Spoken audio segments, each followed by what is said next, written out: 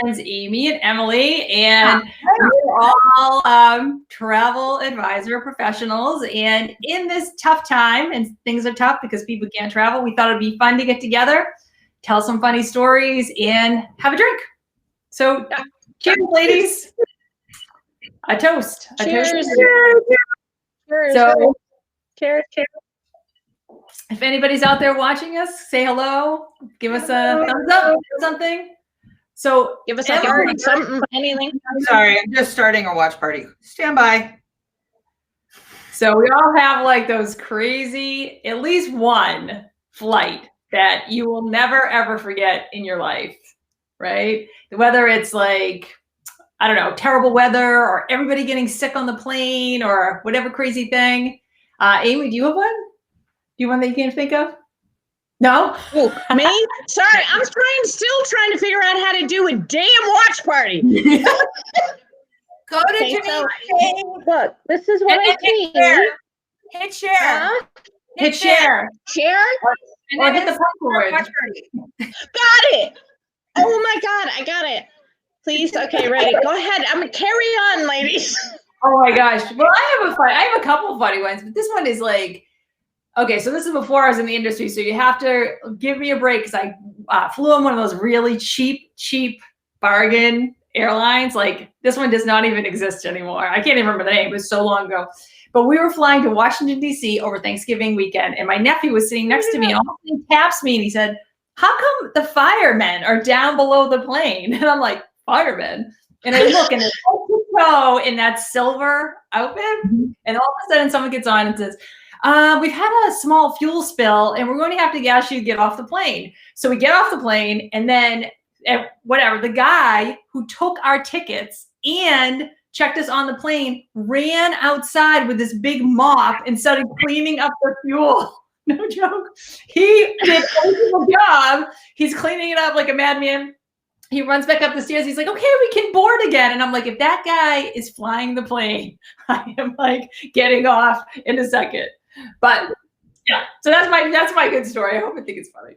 But the fact that that's awesome. That plane, it was like flying on a bus because we take off in the air and all the cans start to roll down the aisle. Oh, she forgot to close the cart door. That's the word. Oh my gosh. Well, Emily, I'm sure you've seen a ton of funny stuff. So Emily, tell us where you're from and what your history is. Everybody's going to want to know. I already have a whole bunch of followers, just so you know, Janine. Hey, Michelle. Because I figured it out. So my background, well, currently I have a travel advising company called Yugen Escapes. So I've been doing vacations, planning group vacations to Italy, which is awesome. But before that, I spent 16 years in the airline industry. Started as a flight attendant and then kind of moved around and did all sorts of fun jobs, ending up at Virgin America at the end. Actually, I helped start and end Virgin America, did the whole thing. So I have every perspective of crazy story. I have working as a flight attendant, crazy stories. I have operations crazy stories. I have all sorts of nutty stories. But one experience we had right when we started. So when we started as Virgin America, I was flying, and the gates we were using were shared. So like you would walk through the same gate door, but then there'd be two jet bridges, and one jet bridge was attached to a plane going to one city and one was attached to a plane going to another city. And you're supposed to check everybody's boarding passes at the gate when they get on the plane. You make like 5 announcements about where the plane's going. Well, we get up in the air and I go to take this couple's order, and they were like, did you say we're going to Las Vegas? I was like, yeah, we're going to Las Vegas. She's like, oh, we're supposed to be going to San Diego. Well, that's interesting at 10,000 feet. I mean, I've gone on the wrong subway before. Like, I've gone on the wrong subway car or gone on the wrong stop, but that's not quite as bad as doing that. No, that's completely different state. Luckily, they got to spend a lot of time with me. So they got to go to Las Vegas and then come back to San Francisco and then go to San Diego. Wow. I love airplanes. You did get a so, lot of drinks and food, so it was okay. yeah. Well, so was that before like the changes from 9/11? Was that before No, that? that was 9/11. Yeah. Oh my gosh. Well, we flew to Hawaii for our, 2008. what was it? That was like 2008 and 10, 9, 8, 9, somewhere around there. We flew to Hawaii for our honeymoon, which was now 20 years ago. Oh my gosh. But we landed with minutes to catch our flight in Los Angeles. And like 6 couples get off the plane because we flew from Boston and start to run, right? We're all running. And I have this big backpack on my back. And I said to my husband, I'm like, I can't run. He's like, drop the backpack, catch the plane. So I throw the bag and then we make it to the door. They actually opened the door and let us in. Like that was 2000. Oh, it was crazy. Pre-9/11, yeah. Because you know how LAX is that big like horseshoe. So we had to run the whole way. And I'm like, I'm getting that plane. And we get on. Of course, everybody's giving us daggers because they were in our seats. And we're like, sorry. You have to, Right. Aren't super fans of you guys making it at the last minute. But but they don't do that anymore, though. They would never open the door now. No way. United has started doing something that blew my mind. We were flying from Cleveland back to San Francisco after Christmas this year. And the weather was all messed up and everything was delayed. And we got on this super delayed flight out of Cleveland to Chicago. And then we're connecting on the last flight from Chicago to San Francisco. And it's like we push back and then it gets held. And I was like, Bill and I are like, this isn't going to be good. We're in the air still, starting our approach into Chicago at 7:15, and our flight was supposed to leave at 7:30 in Chicago O'Hare, which we have a huge airport. And Bill and I are going, guess we're spending the night in Chicago because best thing we ever did. We landed, and I got a text from United that says, "Take a deep breath. It's okay. We're holding the plane for you. Just please proceed to the gate as soon as possible." And I was like, no way. I mean, we still not close. We still, hustled. We didn't go sweet because there's people waiting to go somewhere. But I was like, this is amazing. When did United start doing this? Holy cow. Nobody does that. Nobody. It was the best text we've ever seen. Oh Must have been you know what it was, Em? It was a Christmas miracle. It was. In Chicago, which, needless to say, with not standby travel as an airline employee, we've definitely done that a number of times. Right. But not. Right. Yeah, that was pretty good. What about you, Amy? Good airline story? I do. So mine is going to sound a little crazy. So, and this is the first one that came to mind when we decided that this was going to be this week's topic. So a couple years ago, my husband and I went to Tahiti and to Bora Bora. And side note, this is where he asked me to marry him on this trip. Aww. So yeah, I know, it's cute. It involved Tahitian dancers. He's kind of crazy. So anyway, that's not the story though. So when you fly to the South Pacific, as you ladies probably know, when you fly to the South Pacific and you're going to go to another island, at least for us, this is how it worked, is that we had to fly into Papeete, which is in Tahiti, spend the night, get up the next morning, and then take this little tiny, where's my fingers? Tiny, ignore the manicure because I haven't had one in 100 weeks. So this big plane from Papeete to Bora Bora. Moorea. So it had, I don't know how many people, 3. And 3 seats in our luggage. So here's the thing. So the islands are this big, and we're flying in. So I'm fine. It's fine. It's a little prop plane. It's fine. So we're flying, and it really wasn't far. It was wicked fast.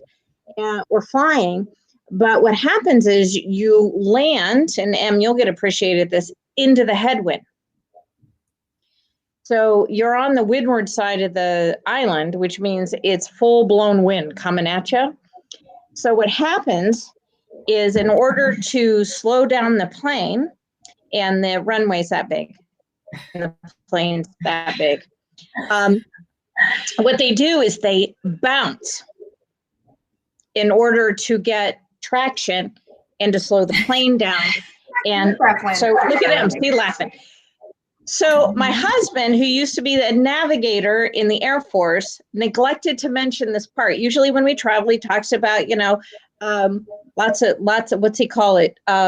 Lots of resistance, lots of thrust, lots of resistance, and that's what gets us up in the air. So he explains this to me, so I'm totally cool with it. I'm like, fine, you're getting this huge plane off the ground, I'm good with it, it's good. So he says it to me, holds my hand, he flies.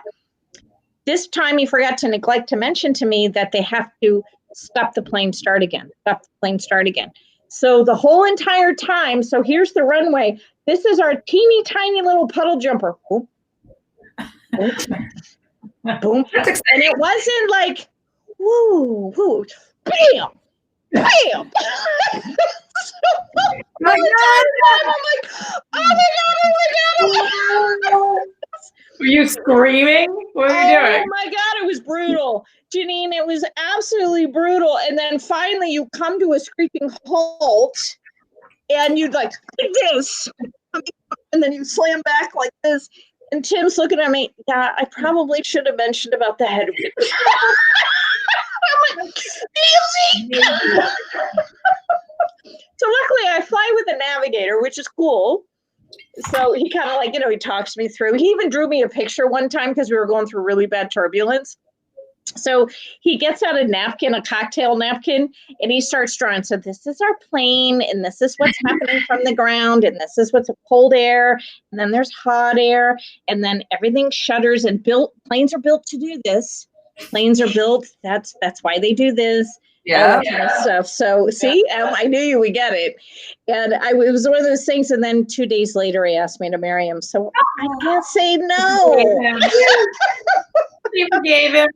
Yeah, I did. So every time we come in for a landing and it's a tough landing, I go back to that PTSD of that. It really was very frightening. It literally was bam, Bam. bam, like that. But that's how they do it, because they catch the wind then that way and they slows them down, because they had to come in hard and they had to come in hot.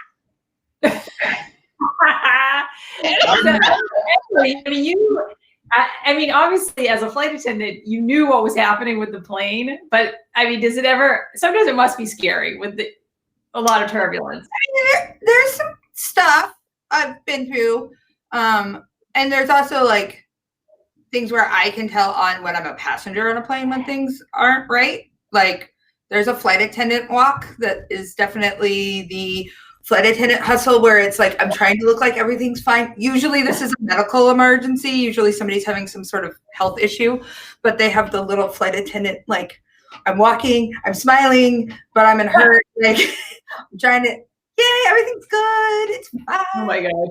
Right. Do you know who we look at first as passengers? Flight attendants. Yeah. Because if you have a panic face, yep, and we're panicked. But if not, you guys are like this. That's totally normal. It's fine. Fine. I can say I flew through a hurricane once in a high wing prop plane as a flight attendant, and that was probably my least favorite flight ever. I got off that plane and was like, okay, I know we're not going to fall off the ground. Like I understand all of the physics of this. But like right. Here the flight attendant jump seat was like in the back tail of the plane, and the way the plane was designed, the back end flips around a lot, and so it becomes in turbulence. It becomes really, and there's no windows, so it's like this cave. And we were doing this 40-minute flight from Valdosta, Georgia, to Atlanta, small towns. And there was probably 20 people on the plane. And I remember the people getting on there like, you look a little green. Is it bumpy? And I was like, well, it's a hurricane, not the smoothest thing I've ever flown through. But we got off that plane and I was like, I don't need to do that again for a while. That was fun. And I knew it was more just like stressful. And like, I knew the plane wasn't going to fall out of the air. I understand all the physics, the lift, the proportion. Right, exactly. Lots of thrust, lots of thrust. Yeah. And I had motion sickness. I was like, I'm gonna throw up. Like, what's this look like? Pulling out Yeah. the card to I throw know, up. that would be bad. That's a bad example. Throwing a flight attendant throwing up. I think. Yeah, the flight attendant throwing up. Yeah, that's never good. Never good. So is the Mile High Club, a real thing? Because my husband keeps trying to convince me it is, and I can't seem to get my head wrapped around it. It is. Or anything else for that matter. I had a red-eye flight on a pretty empty plane to DC one night. And I think it had been delayed, so the people had been at the bar. And then they kept drinking on the plane, and so I think they were happy. Right. They were happy. And I all of a sudden am walking down the aisle and realizing that these two are making out. Like they had 3 seats by themselves, and the row across empty. Very nice. And they're making out, and I started noticing that the guy was buttoning the girl's shirt, and I was like, "What's he doing?" Unbuttoning her shirt. And I was like, okay, so I went back to the galley for a minute to kind of like wrap my head around what was going on. And so I then politely walked up, kneeled down, because it's always better to talk on the level. Was she on her knees too, or no? No, they were just and I was like, excuse me. I really appreciate that you guys are having time and having fun on the plane. Like, that's great. I'm glad you guys are having fun. Enjoying the ride. Enjoying the ride, in other words. On the plane. So we need to keep this like PG. So we could just like tone it down a bit. That would be great. The guy went, and went to the bathroom. I bet he did. And the girl's like passed out against the window.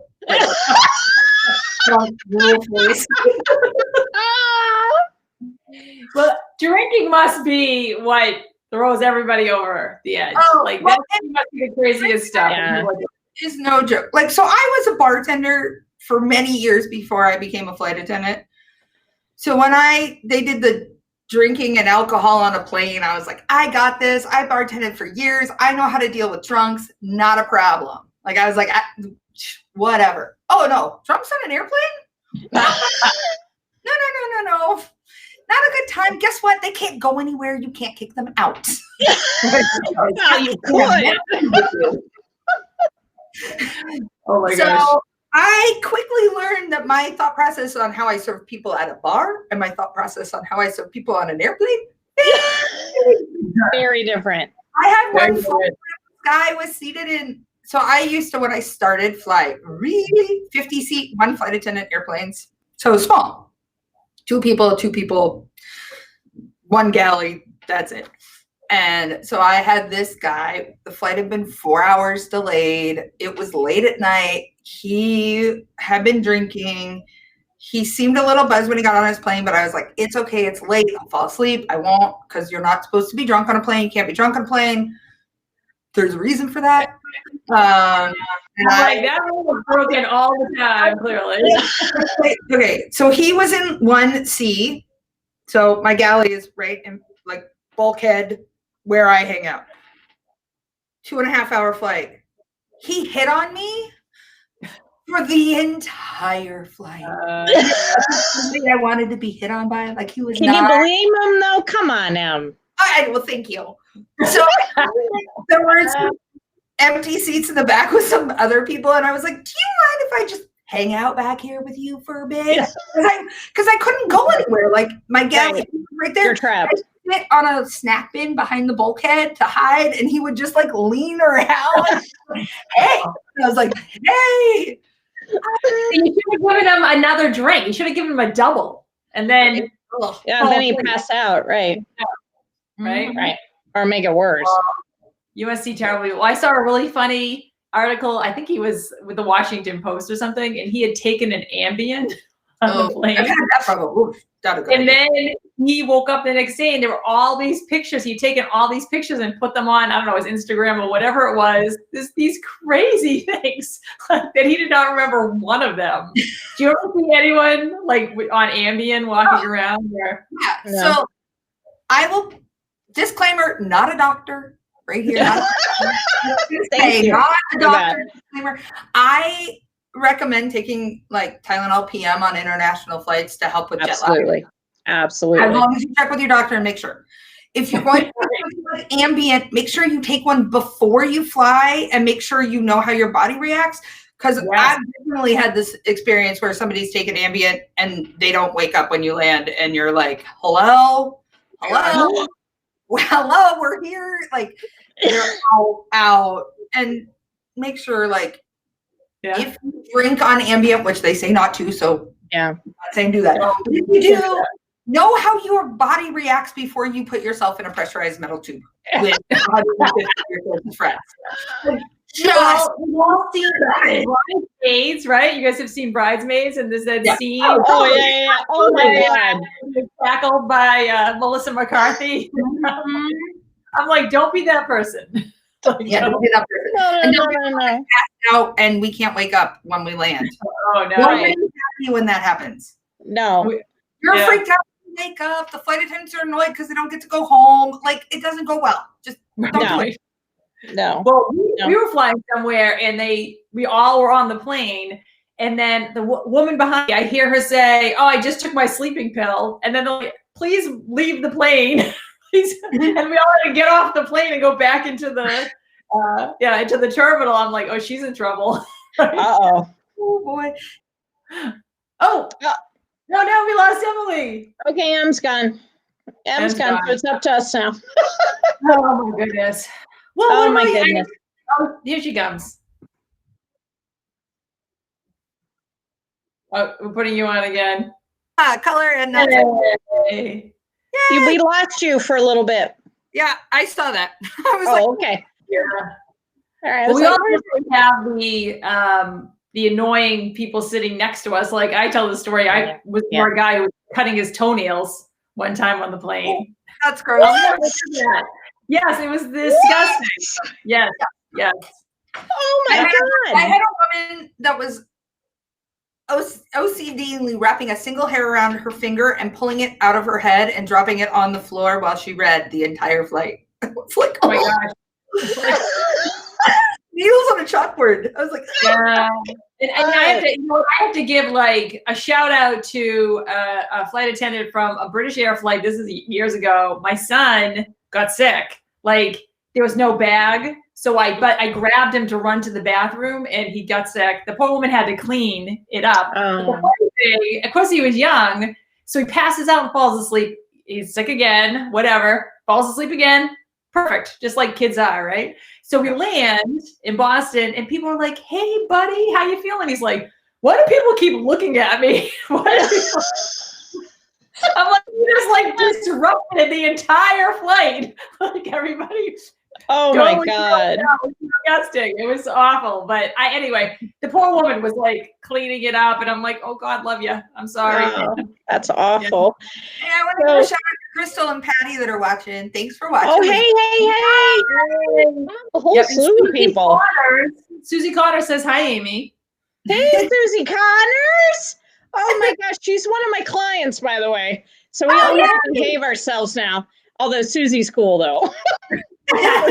Susie gets it. She's cool. So I have to tell you guys a story about my son. And so his father lives in New Orleans. And he was wee little, I want to say 4, maybe 5. And I'm flying him down to go see his dad in New Orleans. And we're waiting in line on the bridge. And Joe's standing there and he's the cutest little boy. Of course, he's my only boy out of, 4 kids.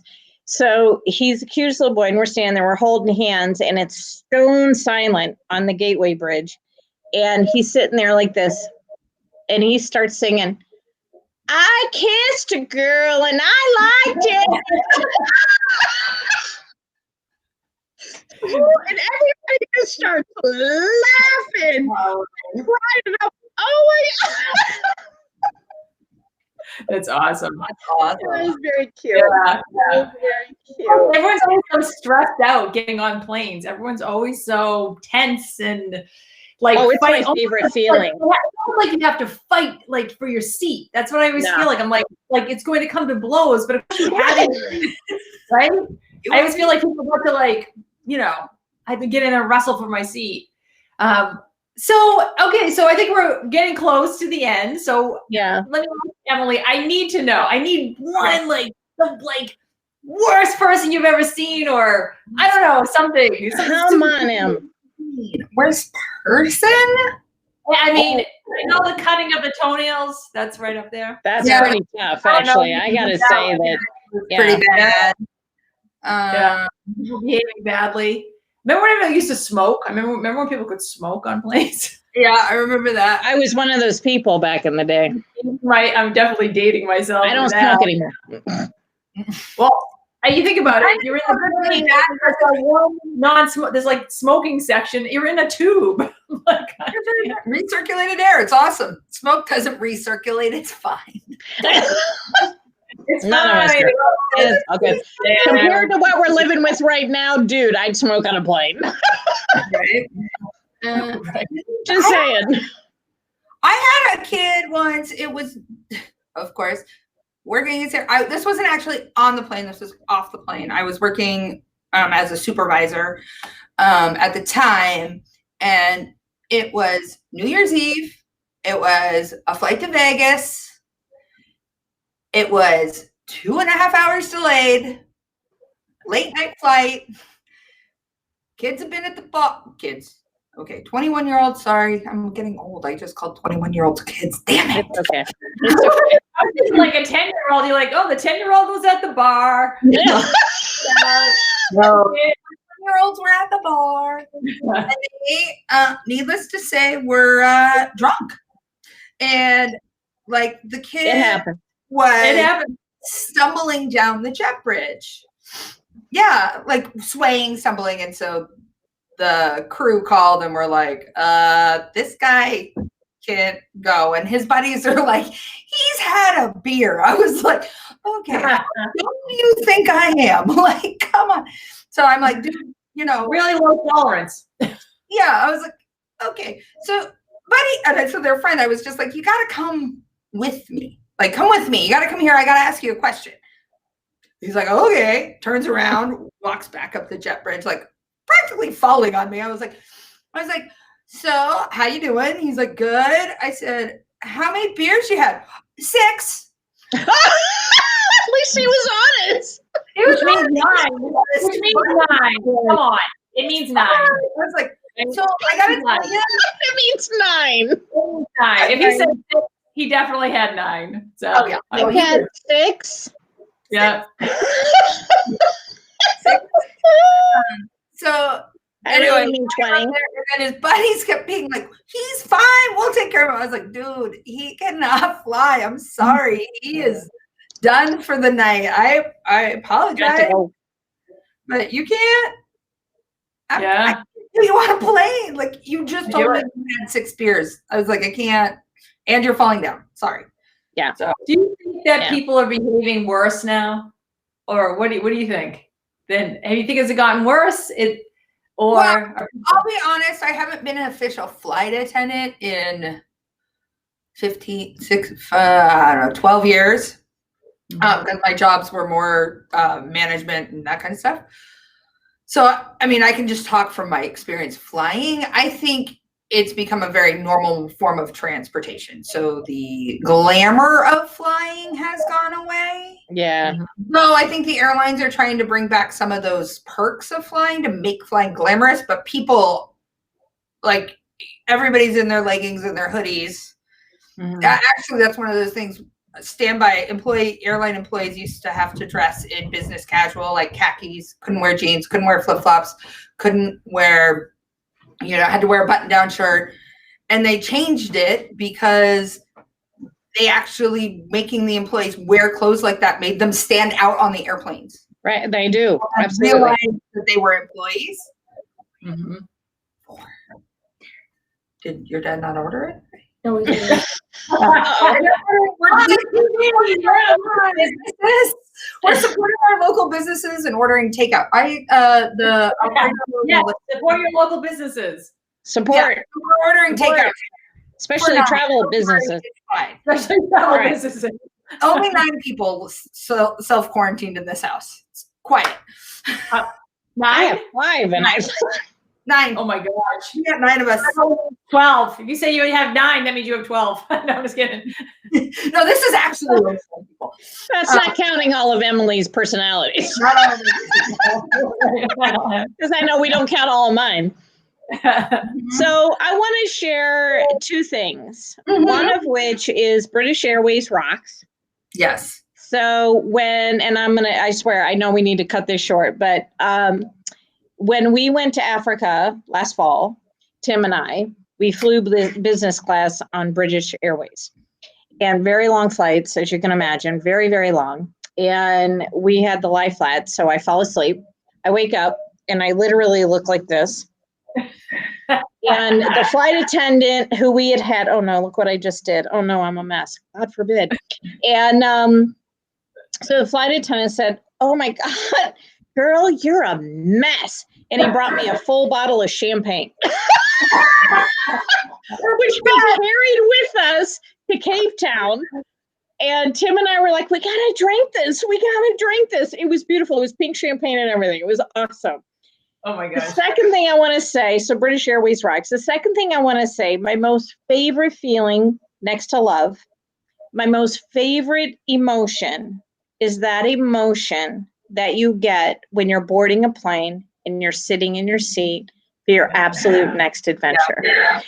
I say it every single time Tim and I are sitting next to each other, and I'm like, this is my favorite emotion. This is my favorite emotion. Whatever that anticipation is, excitement, all that stuff. I'm getting it now, just thinking about it.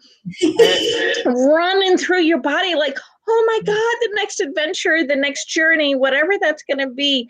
It is absolutely next to love. My close second. I mean, like literally, it's like this.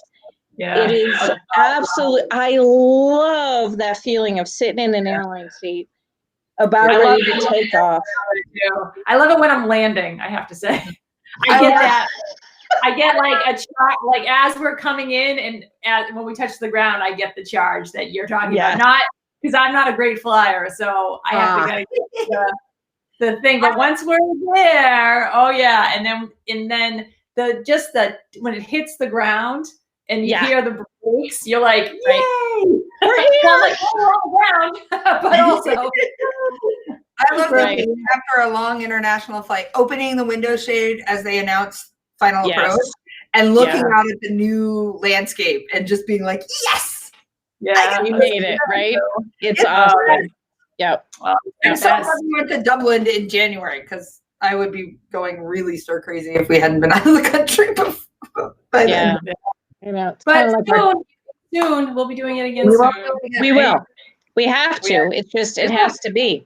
It has to be because there's a big wide world out there just waiting for us all to touch and experience it. And it just has to be. Yeah. Yes. Yeah. And on that note, I think it's time to say goodnight. You're right, Amy. Thank you so much, Emily. Everyone here. Emily, thank you. Thank you. Thank you, ladies. Bye, guys. Bye.